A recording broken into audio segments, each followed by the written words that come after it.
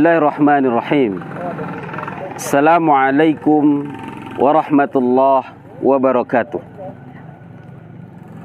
Alhamdulillahi wa kafa, wassalatu wassalamu ala rasulillahil mustafa, wa ala alihi wa sahbihi anittuqa wa man du'afa. Subhanaka la ilma lana illa ma'allamtana, innaka antal alimul hakim. Subhanal malikil ma'bud, subhanal malikil mawjud, subhanal malikil hazal lazi la yanamu wa la yamutu wa la yafutu abada. Subuhun kudus rabbuna wa rabbul malaikati war ruh. Subhanallah walhamdulillah la ilaha illallah wallahu akbar, la haula wa la quwata illa billahil aliyul azim. Kembali kita bersyukur kehadirat Allah Subhanahu wa taala atas segala limpahan rahmat dan karunia-Nya kepada kita bersama. Sehingga alhamdulillah pada 11 Sa'ban ini Allah masih berikan kepada kita karunia, rahmat, nikmat, sehingga kita masih bisa bernafas, sehingga kita masih diberikan kesempatan hidup untuk lebih dekat dan lebih taat kepada Allah Subhanahu wa taala. Allah masih berikan nikmat sehat. Allah masih berikan kita kesempatan. Dan tak kalah pentingnya adalah Allah masih berikan di dalam dada kita keimanan, yang semoga keimanan itu tetap menancap kuat di dalam hati sanubari kita seorang muslim. Salawat dan salam, marilah sama-sama kita doakan kepada Allah. Semoga tersampaikan kepada sang uswatun hasanah, yakni Nabi besar Muhammad sallallahu alaihi wasallam. Beliaulah contoh terbaik di dunia ini. Beliaulah yang terbaik di bidang iman, yang dijamin masuk surga, yang terbebas daripada segala kemaksiatan. Beliaulah yang mesti kita tauladani. Beliaulah yang mesti kita idolakan. Beliaulah yang mesti kita ikuti kalau kita ingin selamat dalam menjalankan kehidupan ini. Kaum muslimin dimanapun berada, pada kesempatan kali ini yang kita bahas adalah sebuah kitab yang diturunkan oleh Allah Subhanahu wa taala kepada seorang yang mulia bernama Muhammad sallallahu alaihi wasallam. Yang akhirnya ketika beliau wafat, itulah pusaka terbesar yang beliau tinggalkan untuk kita semua. Kaum muslimin dari mata Allah Subhanahu wa taala, kitab itu bernama Al-Qur'anul Karim. Quran bukanlah sebuah pajangan. Quran bukanlah sebuah pajangan yang hanya ada di dinding-dinding rumah, kemudian sebagai hiasan, mempercantik rumah, memperindah rumah. Quran bukanlah sebuah barang yang kemudian disimpan di rak lemari kemudian berdebu. Quran bukanlah sebuah aljimat yang kemudian digunting kecil-kecil, dimasukkan ke dalam dompet sebagai pelaris dagangan, atau diletakkan di atas pintu sebagai penjaga pintu dari bala bahaya, atau dikalungkan di leher bayi sebagai penjaga bayi daripada segala gangguan syaitan. Quran juga bukanlah sebuah nyanyian ataupun puisi yang kemudian diperlombakan hanya untuk mendapatkan piagam penghargaan. Tapi Quran adalah sebuah Alkitab yang diturunkan melalui perantaraan malaikat Jibril kepada Nabi besar Muhammad sallallahu alaihi wasallam.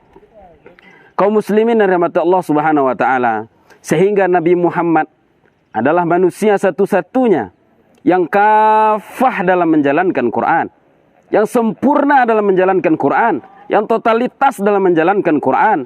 Sehingga ketika ditanyakan kepada Aisyah, bagaimana adab akhlaknya Rasulullah, khuluqul Quran, adabnya Rasulullah adalah Al-Quran. Kaum muslimin rahmati Allah Subhanahu wa taala, Quran mesti kita jadikan sebagai pedoman di dalam hidup kita. Maka ada 6 fungsi Quran di dalam kehidupan kita. Yang pertama, Quran adalah sebagai al-huda. Dalam Quran surah kedua, yaitu Al-Baqarah ayat yang kedua, Allah Subhanahu wa taala berfirman, "Dzalikal kitabu la raiba fih hudal lil muttaqin." Itu kitab, kata Allah. Tidak ada keraguan padanya. Petunjuk bagi orang-orang yang bertakwa. Huda, petunjuk. Seseorang yang tidak mengikuti petunjuk, seseorang yang tidak menjalani petunjuk, maka mereka akan tersesat. Tidakkah ketika kita menempuh suatu jalan yang tidak kita ketahui, kita butuh petunjuk itu agar kita sampai kepada tempat tujuan kita. Begitulah manusia ketika diciptakan oleh Allah Subhanahu wa taala. Mereka berada di dunia, di bumi. Allah tidak hanya menciptakan, Allah tidak hanya memberikan tempat, tetapi Allah berikan kita sebagai manusia pedoman, petunjuk dalam kehidupan. Huda linnas, hudal linnas, petunjuk bagi semua manusia. Maka siapa saja yang menjadikan Quran sebagai petunjuknya, maka dia akan selamat hidup di dunia dan selamat pula dia akan di akhirat kelak. Kaum muslimin yang dirahmati Allah Subhanahu wa taala, maka jangan pernah kita cari petunjuk lain. Maka carilah petunjuk dari Al-Qur'anul Karim. Carilah petunjuk yang sudah Allah tuliskan untuk manusia, menjadi tempat, menjadi jalan keselamatan bagi kita semua. Yang kedua, Al-Quran adalah sebagai Al-Furqan. Al-Furqan bermakna pembeda. Mana yang hak, mana yang batil. Al-Quran membedakan semua itu. Maka orang yang hidup dengan Quran, dia bisa membedakan mana yang hak dan mana yang batil. Yang hak akan mereka kerjakan, yang batil akan mereka tinggalkan, akan mereka jauhi. Dengan Quran lah baru bisa mereka membedakan hal itu. Kaum muslimin yang berbahagia, maka orang yang tidak beral-Quran, mereka akan mempercampur adukan antara yang hak dengan yang batil. Mencampur adukan antara benar dengan yang salah. Mencampur adukan antara yang haram dengan yang halal. Karena mereka tidak beral-Quran. Yang ketiga, Quran sebagai an-nur, cahaya dalam kehidupan. Kaum muslimin yang rahmati Allah Subhanahu wa taala.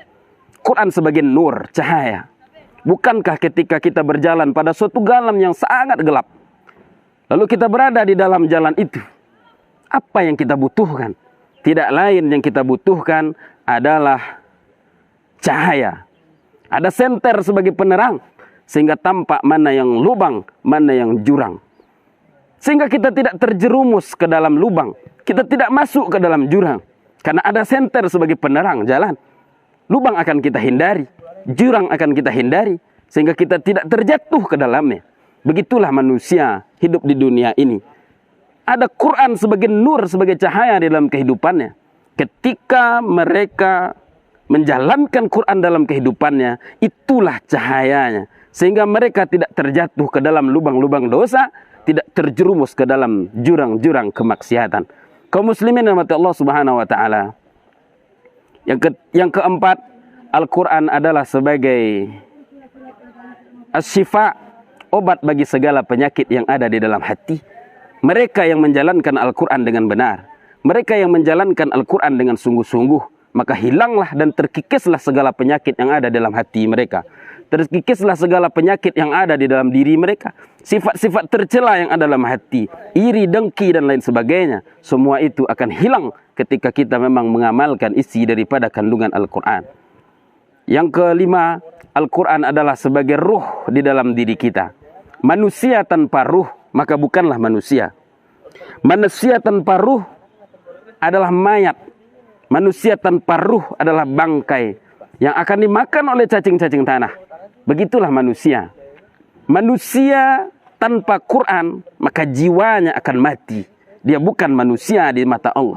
Mungkin dia beraktivitas seperti biasa, tetapi dia bukanlah manusia, melainkan dia adalah mayat yang berjalan. Mayat yang berjalan di permukaan bumi. Karena apa? Karena jiwanya sudah mati. Hatinya mati. Matinya hati karena tidak mau hidup dengan Quran. Sehingga Allah tutup hatinya. Khatamallahu ala qulubihim. Allah tutup hati mereka daripada kebenaran itu. Allah kunci hati mereka. Wa ala sam'ihim. Telinga pun tidak lagi bermakna untuk melihat kepada kebenaran. Wa ala sam'ihim. Telinga begitu juga. Mata juga tidak akan bisa lagi melihat kepada kebenaran. Yang terakhir, yang keenam, Al-Quran adalah sebagai az-zikru. Inna nahnu nazzalna zikra. Allah yang turunkan Al-Quran sebagai peringatan bagi kita. Peringatan akan yang benar akan masuk ke dalam surga. Yang salah pasti masuk ke dalam neraka. Wa hadainahun najdain, kata Quran. Surah Al-Balad. Allah katakan Allah siapkan dua jalan bagi kita. Jalan kebenaran dan jalan keburukan. Yang benar akan masuk ke dalam surga, yang salah akan masuk ke dalam neraka. Bagaimana orang-orang terdahulu diingatkan oleh Allah. Bagaimana Fir'aun dibenamkan ke dalam lautan yang sangat luas. Dirinya mengaku dirinya adalah Tuhan. Ana rabbukumul a'la. Akhirnya Allah tenggelamkan. Itu Allah ceritakan di dalam Al-Quran. Bagaimana Korun Allah benamkan ke dalam tanah. Karena dia durhaka, karena dia sombong, karena dia merasa semua itu adalah miliknya. Tanpa ada bantuan dari Allah Subhanahu Wa Taala. Akhirnya Allah benamkan. Tidakkah itu semua peringatan? Tidakkah itu semua menjadi pelajaran bagi kita semua? Kaum muslimin yang rahmati Allah Subhanahu Wa Taala. Keenam fungsi daripada Al-Quran itu barulah kita dapatkan ketika 4 kewajiban kita terhadap Al-Quran kita jalankan. Mana yang 4 itu? Yang pertama, Quran mesti kita baca.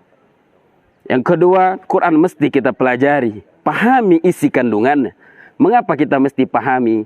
Yang terpenting adalah untuk kita amalkan dalam kehidupan kita. Dan yang terakhir, kita dakwahkan kepada yang lain. Kita sampaikan kepada orang banyak tentang apa yang sudah kita dapatkan dan kita amalkan. Mustahil ketika kita tidak mengamalkan Quran, mustahil kita bisa mendakwahkan Quran. Mustahil bisa kita mengamalkan kalau tidak pernah kita pahami isi kandungannya. Mustahil kita bisa memahami kalau Quran itu kita biarkan berdebu begitu saja. Maka ini sejalan. Quran mesti kita baca. Quran mesti kita pahami isi kandungannya. Quran mesti kita amalkan dalam kehidupan kita. Dan kita sampaikan kepada yang lain yang membutuhkan. Pada semua manusia agar mereka juga mendapatkan petunjuk. Apabila yang 4 ini kita kerjakan, 6 fungsi dari Al-Quran itu akan kita dapatkan. Al-Quran akan menjadi huda dalam hidup kita. Al-Quran akan menjadi pembeda Al-Furqan. Al-Quran akan menjadi nur cahaya. Al-Quran akan menjadi sifat obat di dalam diri kita. Al-Quran akan menjadi ruh untuk menghidupkan jiwa-jiwa yang mati. Dan Al-Quran akan menjadi az-zikru, peringatan bagi setiap manusia. Kaum muslimin yang mati Allah Subhanahu Wa Taala, banyak orang yang marah ketika Quran itu diinjak. Banyak orang yang marah ketika mushaf itu dibuang, dilempar, dibakar, dimusnahkan. Banyak orang yang marah. Tetapi na'udzubillah kaum muslimin yang rahmati Allah, mengapa banyak orang yang tidak marah ketika isi dari kandungan Quran itu yang mereka injak-injak? Tidakkah Allah katakan di dalam Al-Quran, aqimus shalah, dirikan salat?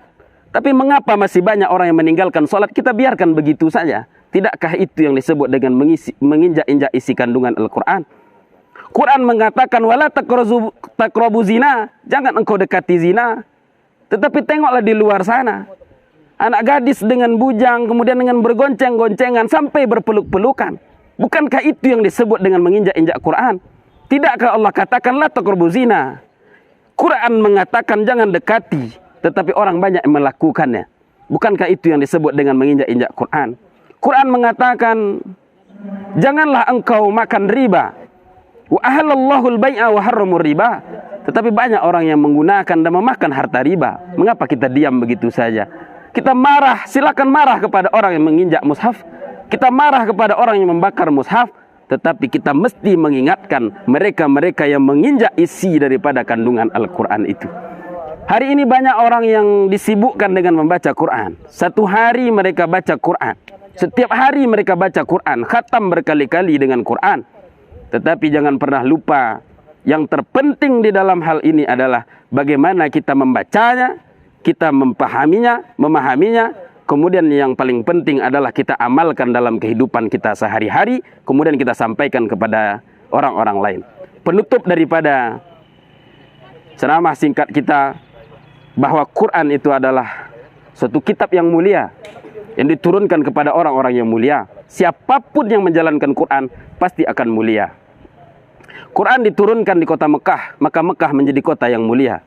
Diturunkan pula di Madinah, Madinah menjadi kota yang mulia. Diturunkan melalui perantaraan malaikat Jibril, Jibril pun menjadi malaikat yang mulia. Diturunkan pula kepada Nabi Muhammad, Muhammad pun menjadi rasul yang mulia. Kemudian Quran diturunkan pada bulan Ramadan, Ramadan pun menjadi bulan yang mulia. Quran diturunkan pada hari Jumat, Jumat pun menjadi hari yang mulia.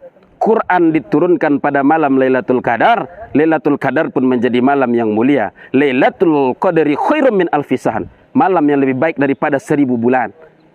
Semuanya mulia ketika kita dekat dengan Quran. Kalau kita ingin mulia, maka jangan pernah kita tinggalkan Quran.